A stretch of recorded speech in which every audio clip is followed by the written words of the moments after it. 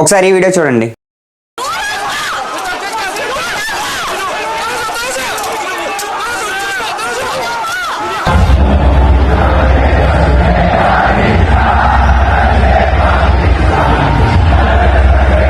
December 3 సరిగ్గా 10 గంటలకి south కొరియాలో జరిగిన ఈ సంఘటన ఒక మారణ హోమానికి దారి తీయబోయేది. లిటరల్ గా మనకి మత్తిపోయే స్క్రీన్ ప్లే అనేది ఇక్కడ ఉంటుందన్నమాట.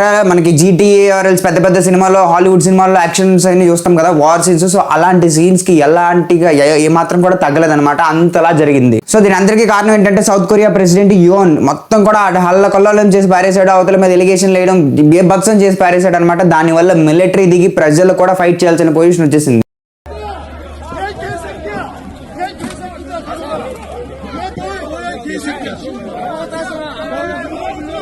లిటిల్ గా ప్రజల కోసం పనిచేయాల్సిన ఒక గవర్నమెంట్ తో అదే ప్రజలు తిరిగి ఉద్యమాలు చేసి ఇంకా అటాక్ కూడా చేశారనమాట. బంగ్లాదేశ్ ఇష్యూ అయింది కదా, దానికి ఏ మాత్రం తక్కువ లేదు ఇన్సిడెంట్. సో అసలు ఏం జరిగిందో కంప్లీట్ గా వీడియోలో మాట్లాడుకుందాం. ఆలస్యం చేయకుండా వీడియోలోకి వెళ్ళిపోదాం. వెళ్ళిపోవడానికన్నా ముందు ఛానల్కి కొత్తగా వచ్చినట్లయితే సబ్స్క్రైబ్ చేయండి. దీనివల్ల మీరు నేను ఇంటరాక్ట్ అయ్యి అసలు రోజు ఏం జరుగుతుందని తెలుస్తుంది.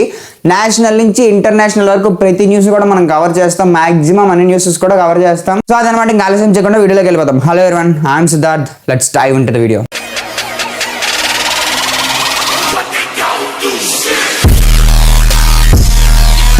సౌత్ కొరియాలో పదవి పిచ్చి పట్టిన ఒక వ్యక్తి బీభత్సం క్రియేట్ చేశాడు అనమాట. తను ఎవరైనా మనం మాట్లాడుకున్నట్లయితే సౌత్ కొరియా ప్రెసిడెంట్ యోన్. తను ఏం చేశాడంటే డిసెంబర్ 3 సరిగ్గా 10:30 అవుతుంది. సో ఆ టైంలో వచ్చేసరికి అందరు టెలివిజన్స్ లో ఏదో బూమ్ అన్నట్టు వచ్చాడు అనమాట. బీభత్సం క్రియేట్ చేశాడు. మార్షియల్ లా అని చెప్పేసి అమలు చేస్తున్నాం.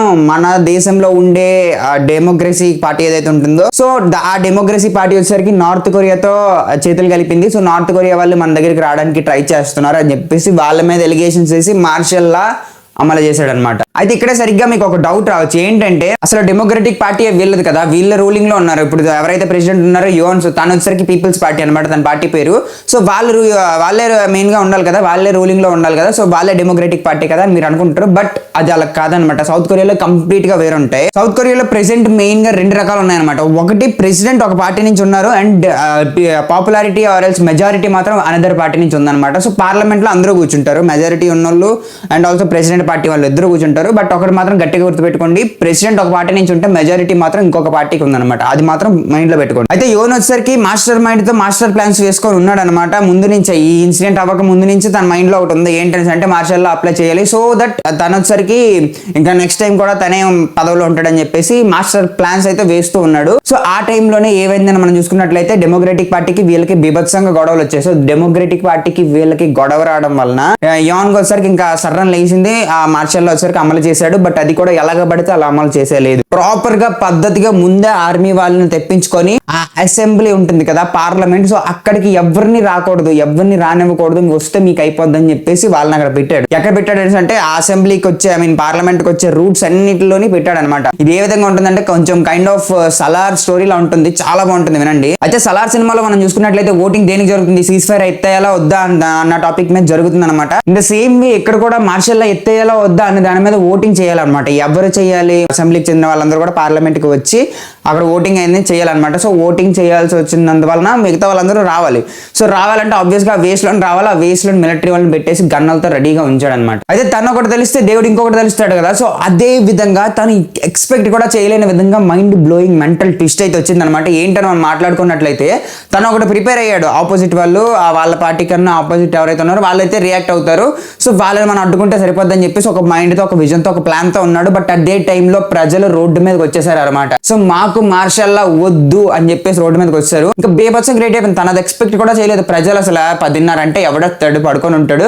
అండ్ ఇంకొక విషయం గుర్తుపెట్టుకోవాలనుకున్నట్లయితే అక్కడ విపరీతమైన స్నో పడుతుంది అనమాట డిసెంబర్ మంత్. సో అక్కడ ప్రజలు వస్తారని చెప్పేసి అతను ఊహించనే లేదు. ప్రజలు వచ్చారు, ఇంకా బేభత్సం క్రియేట్ చేశారనమాట. అయితే మీరు అనుకోవచ్చు ప్రజలకి ఎంత ధైర్యం ఎక్కడి నుంచి వచ్చిందిరా, అసలు ఏంట్రా వాళ్ళు అని మీరు అనుకున్నట్లయితే ప్రజలు, సౌత్ కొరియా ప్రజలు అందరూ కూడా ఆర్మీలో పనిచేస్తారనమాట. సో ఆర్మీలో చాలా వరకు పనిచేసి వచ్చారు. BTS వాళ్ళు కూడా పనిచేసి వచ్చారు ఆర్మీలో. సో ఆర్మీలో పనిచేయడం వలన వాళ్ళకి ఇంకా ఆ పద్ధతులన్నీ తెలుస్తాయి. అండ్ ఆల్సో ఇంకా ఆ ఎనర్జీ, ఆ స్ట్రెంగ్త్, ఆ ధైర్యం, ఆ కరేజ్ అవన్నీ బీభత్సంగా ఉంటాయి. సో అవతల ఉన్నది ఆర్మీ వాడైతే నాకేంటి, లేకపోతే ప్రెసిడెంట్ అయితే నాకేంటి, నేను వెళ్ళి తీరుతాను అన్న రేంజ్ లో వాళ్ళైతే వెళ్తారనమాట. అయితే ఫస్ట్ మార్షల్ లా అంటే ఏంటి మీకు తెలియాలి. మార్షల్ లా అంటే నథింగ్ బట్ అది వాడ ఎంపీరియర్ అనమాట. ఇప్పుడు ప్రెసిడెంట్ అమలు చేశారు కదా, ఎవరైనా అమలు చేయొచ్చు ప్రెసిడెంట్ పోస్ట్ లో ఉంటే. సో వాళ్ళ ఎంపీరియర్ లాగా అనమాట. అంటే వాళ్ళ ఆర్డర్స్ ని ఫాలో చేయాలి. అండ్ ఆల్సో ఎవరు దొరికితే వాళ్ళని అరెస్ట్ చేసేయచ్చు. ఇది దేశ సెక్యూరిటీ కోసం. నార్త్ కొరియా మన దేశంలోకి చొచ్చుకోవాలని చూస్తుంది. డెమోక్రటిక్ పార్టీ వాళ్ళు నార్త్ కొరియా కలిసిపోయారు. సో నార్త్ కొరియా వాళ్ళకి ఆబ్వియస్ గా మన దేశంలోకి వస్తే మన దగ్గర మనం యుద్ధం అయితే ఓడిపోయే ఛాన్స్ ఎక్కువ ఉంటాయి. ఎందుకని అంటే నార్త్ కొరియా ఆల్రెడీ వార్ లో ఉంది ఇప్పుడు. ఎందుకంటే అది ఆల్రెడీ ఎక్స్పీరియన్స్డ్. వార్ లో ఎలా ఉందని అంటే ఉక్రెయిన్ కి రష్యాకి వార్ జరుగుతుంది మీరు చూసినట్లయితే. సో ఉక్రెయిన్ కి రష్యాకి వార్ జరుగుతున్న పక్షంలో రష్యా వైపు నార్త్ కొరియా సపోర్ట్ చేస్తుంది. సో దట్ ఆల్రెడీ వార్ లో ఉంది వాళ్ళ సైనికులు. సో మనం వచ్చేసరికి ప్రిపేర్డ్ గా లేము. సో అలాంటి పక్షంలో నార్త్ కొరియా వస్తే మనం ఎదుర్కోవడానికి రెడీగా ఉండాలని చెప్పేసి మార్షల్ లా అప్లై చేశారనమాట. చెప్పాను కదా మార్షల్ లా అంటే ఒక ఎంపీరియర్ లాగా నేను ఏం చెప్తే అది చేయాలి. అండ్ ఆల్సో ఎవరిని అరెస్ట్ చేసుకోవాలనుకున్నా నాకు ఎలాంటి ఎవిడెన్స్ అక్కర్లేదు, ఎలాంటి ఇది అక్కర్లేదు, అరెస్ట్ చేసేసుకోవచ్చు, జైల్లో వేసుకోవచ్చు. సో అలా ఉంటుంది అనమాట మార్షల్ లా అనేది. అయితే ప్రజలందరూ ఎదురు తిరిగేశారు. ఇక్కడ బేబత్సం దిమ్మ తిరిగిపోయే విషయం ఏంటంటే చాలా మంది మహిళలు ఇంకా వాళ్ళ మీద పడిపోయారు అనమాట. గన్స్ పట్టుకొని ఇంకా దాన్ని పోతే అన్న రేంజ్ లో ఫైట్ చేశారు.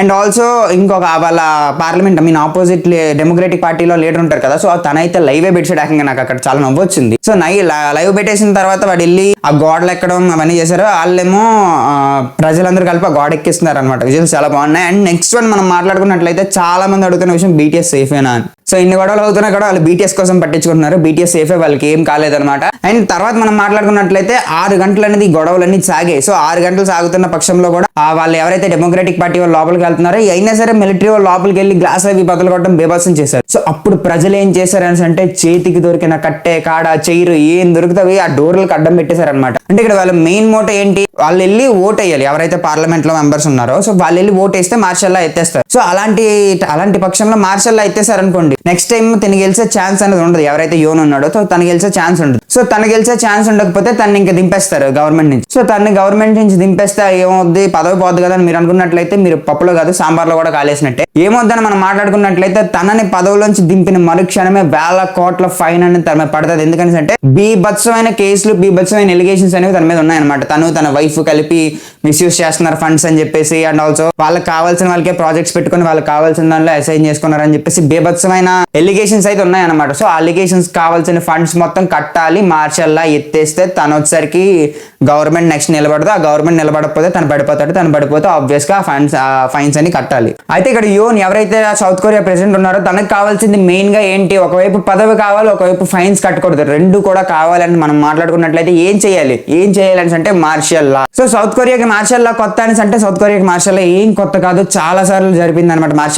అప్లై చేసిన మార్షల్ లా అని. సో వాళ్ళకి చాలా చేదు అనుభవాలు ఉన్నాయన్నమాట. చాలా మంది చనిపోయారు, నిర్దాక్షిణ్యంగా రోడ్ల మీద కొట్టి తీసుకెళ్లారు అనమాట జైల్స్ కి. సో అలాంటి అనుభవాలు ఉన్నాయి. And also at the same time martial law 12 సార్లు అమలు చేస్తే 11 సార్లు ఫెయిల్ అయింది అనమాట. 1960లో మాత్రం ఒక్కసారి అమలు చేస్తే సక్సెస్ అయింది. సో అలాంటి కైండ్ ఆఫ్ సిచ్యువేషన్స్ లో ఉన్నారు. వాళ్ళకి ఇంకా మార్షల్ లా అనగానే పాతవన్నీ స్ట్రైక్ అయిపోతాయి. సో అలాంటి సిచ్యువేషన్స్ లో ఉన్నప్పుడు మార్షల్ లా అంటే ఎవడు కూడా ఒప్పుకోడు అనమాట.